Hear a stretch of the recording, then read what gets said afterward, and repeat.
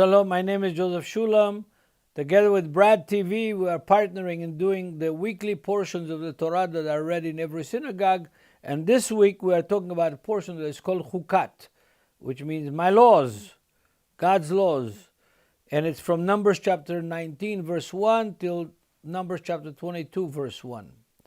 The portion from the prophets that is read in the synagogues is Joshua from chapter 11, 1 to verse 33. And from the New Testament, we're reading John chapter 3 from verse 1 to verse 21. Okay, this portion in the synagogue is called the portion of the red heifer, the red cow. It's one of the most mysterious commands in the whole 5 books of Moses. It's a strange command, it's a mysterious command, but it's an important command nonetheless. It deals with a red heifer, a red calf that has to be completely red, cannot have a white spot, not in the leg, not in the forehead, not in the body, or a dark spot or a black spot, a completely red cow. It has to be a perfect specimen, without a blemish. It has to be a calf, a cow, that has never been yoked, put a yoke on it and put it to work as a plow or in other jobs in the farm, or to pull a cart. It has to be sacrificed, but not in the normal sacrificial way of sacrificing animals to the Lord, which is either in the tent of meeting during the wilderness or in the temple in Jerusalem, on the altar in the temple by the priest. No, this calf, this red cow, has to be sacrificed outside the camp, in a place that is not in Jerusalem, outside Jerusalem. And it has to be burned completely. The whole cow has to be burned, turned into ashes. But before it is burned, you have to add to it cedar wood. And you have to add to it hyssop, which is essentially, hyssop is oregano. Wild oregano is hyssop. And you have to add scarlet yarn, wool yarn that is scarlet, red. And this red heifer is burned completely, and its ashes are what's important. It's not eaten. It's the only sacrifice that nobody eats from it, not the priest, not the people who sacrifice it, and it's not donated by somebody from the outside. It's something that the temple itself, the priesthood itself, has to provide. Very different sacrifice. And it was used for several purposes in the law of Moses. One of the main purposes is purification. If a person is defiled, that he touched a dead body, or he had some kind of issue of voluntary secretion of some bodily liquids, or he was a leper and he had to be announced pure from leprosy, then this ashes of this red heifer played a major role. Without these ashes, a person could not be purified, could not be declared pure. So it had a very important function, the red heifer. When the temple was destroyed in 70 AD, obviously there was no more temple, no more priesthood that's functioning, no more sacrifices in the temple, and no more red heifer. The ashes of red heifer didn't exist anymore. That means that Israel until this very day, you could consider it impure, ceremonially impure. But we don't have a temple, so it's not practically important because none of us are functioning. If we were touched a dead person or a dead animal or had leprosy or had some kind of other thing that makes us impure, there's no way for us to be purified. From the point of view of the law of Moses, there is no way for us to be purified. We don't have the ashes of a red heifer. We don't have a kosher priesthood. We don't have a kosher temple. We don't have any of the institutions and instruments for us to be purified after 70 AD. Now, there is a very interesting 1st century AD after Christ, after the destruction of the temple at 70 AD, a document that I think is very, very important for us to understand in relationship to this red heifer. I'm reading to you now from a rabbinical source, a major rabbinical source. It's called Midrash Rabbah, the main midrashic body of literature. And here is the story of what happened soon after the destruction of the temple at 70 AD. The rabbi that is being discussed here is a great-grandson of Gamaliel that we mentioned in the New Testament. His name was Rabbi Yochanan, John, the son of Zacchaeus in English, or in Hebrew, Yochanan ben Zakkai. He's a rabbi that escaped the siege of Jerusalem and saved his disciples by playing dead, and only the dead were allowed to get out of Jerusalem for burial during the Roman siege of Jerusalem at 70 AD. So his disciples all gathered and took him out as dead, went to Titus, the Roman general that later became a Caesar in Rome, and he let them go. They said to him, "We give you Jerusalem and we want Jamnia, Yavne, that is not far from between Ashkelon and Ashdod by the sea coast of the Mediterranean Sea, some distance from Jerusalem, about an hour and a half distance driving from Jerusalem." So Titus agreed and gave them Jamnia, and Jamnia became a major center for rabbinical studies and for the composition of rabbinical literature. So Rabbi Yochanan ben Zakkai, a Gentile, came to him and asked, "These rituals you do, they seem like witchcraft. You bring an heifer," that means a calf or a cow, "burn it, crush it up, and take its ashes. If one of you is impure by the dead, a very strong impurity, 2 or 3 drops sprinkled on him, and you declare him pure." He said to him, "Has a restless spirit ever entered you?" He said to him, "No." "Have you ever seen a man where a restless spirit entered him?" He said to him, "Yes."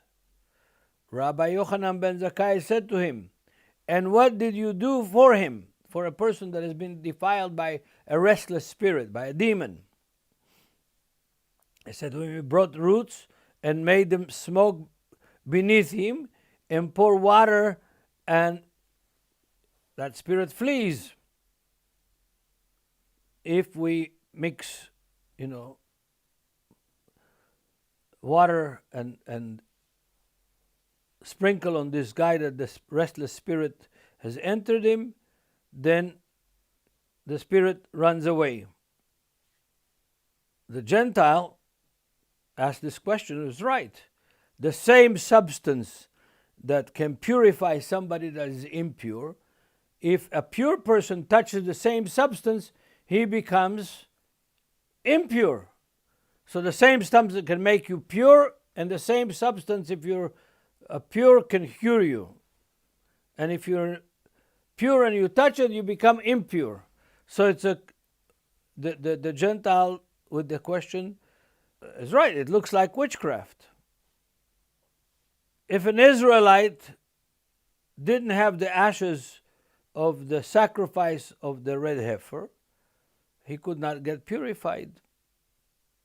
If he's leprous, he cannot get purified. Even if he's healed, like Yeshua healed the 10 lepers on the way going through Samaria, and he met them and they begged him to heal them, and he healed all 10 of them. And what did he do? He didn't say, go home. He said, go show yourself to the priest to get declared purified. How? By the ashes of the red heifer. There is another very useful use of the ashes of this red heifer, and that is if a husband suspects that his wife was unfaithful. Of course, that puts a strain on their relationship. They go to the priest, and the priest mixes the ashes of the red heifer with water, pure water, and lets the woman drink it. If she gets a strong stomachache from this, it means that that the husband is right and she's been unfaithful. If she gets nothing out of it, it means that the husband is wrong and she has been faithful and there's no reason for him to suspect her. This is in Numbers chapter 5. And the usefulness of these ashes was extremely important. This Gentile was also right. He asked the right question from Rabbi Yochanan ben Zakkai, and Rabbi Yochanan ben Zakkai gave him this answer that don't worry about it. Neither the touching a dead person makes you impure, nor does the ashes of the red heifer makes you pure. Very strange question. Very strange answer. Why is it strange? Because what did Rabbi Yochanan ben Zakkai do? He essentially said that the whole thing of the ashes of the red heifer is psychological, not real. It's a way to ensure that the person who is purified experienced something that gave him like a diploma that he is now pure, gave him a priestly edict that he is pure. But in reality, Rabbi Yochanan ben Zakkai told that Gentile, no, these things in the Torah are not real. They are psychological, they are spiritual, but they don't have a real value as far as a person being pure or impure. His disciples come to him and say, Rabbi, you gave a sorry excuse to this Gentile.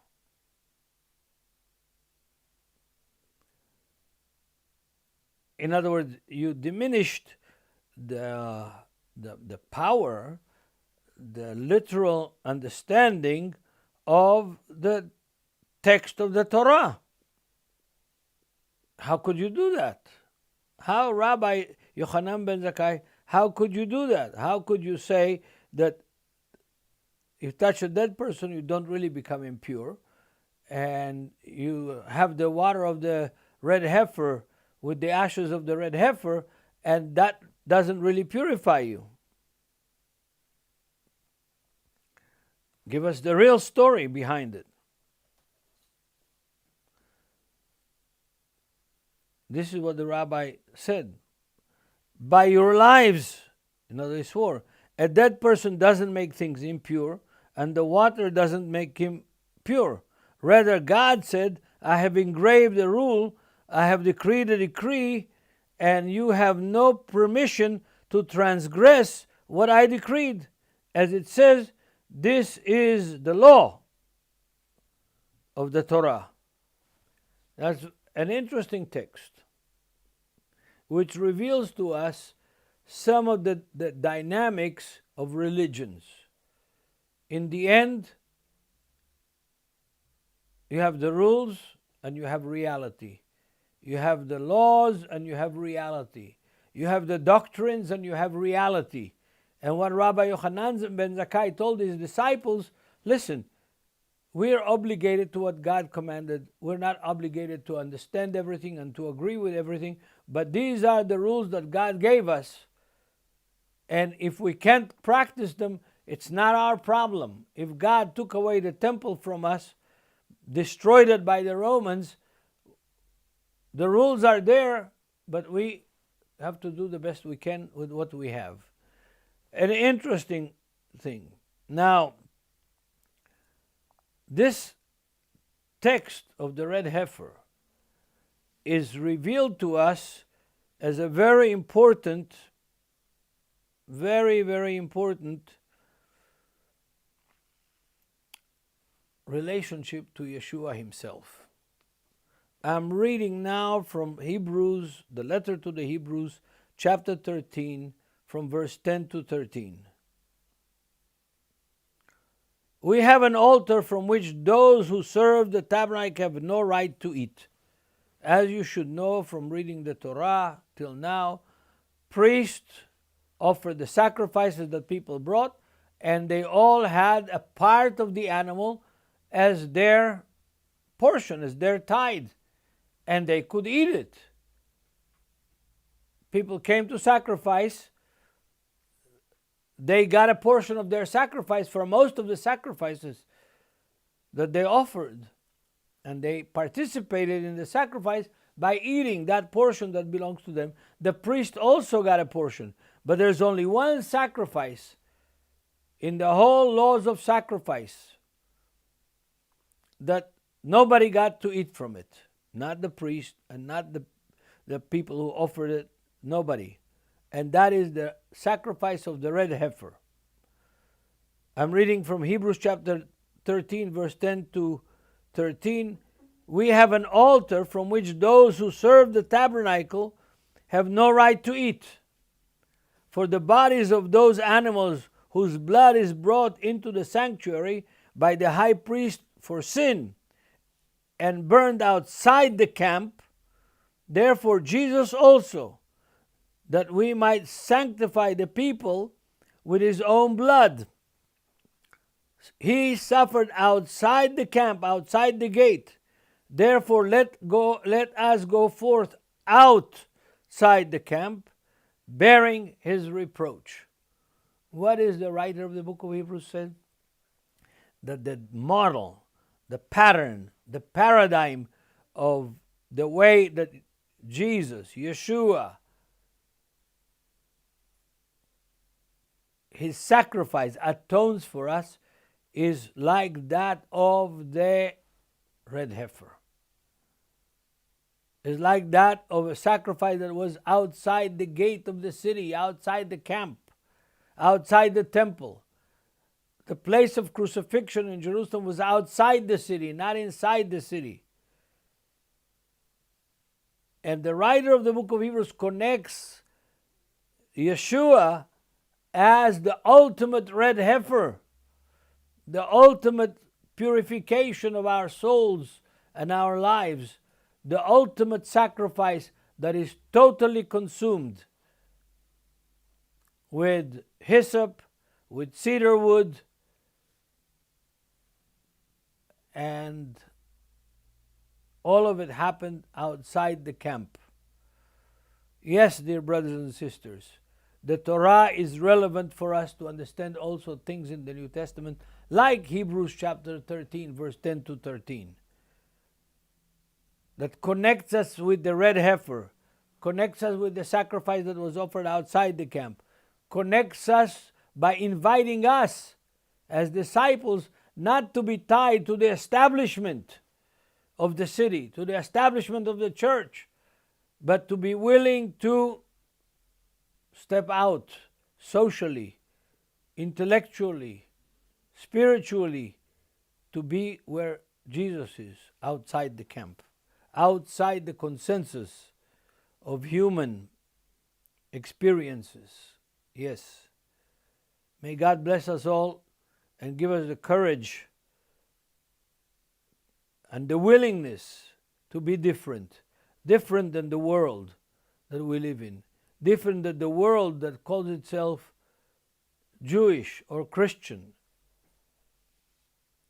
and follow in the footsteps of Jesus, being willing to be different from our culture, from our society, and sometimes also from our religious establishments that created institutions that don't exist in the Bible. And may God bless us all and guide us from the Word and from the Spirit. Holy Spirit, God bless you. Amen.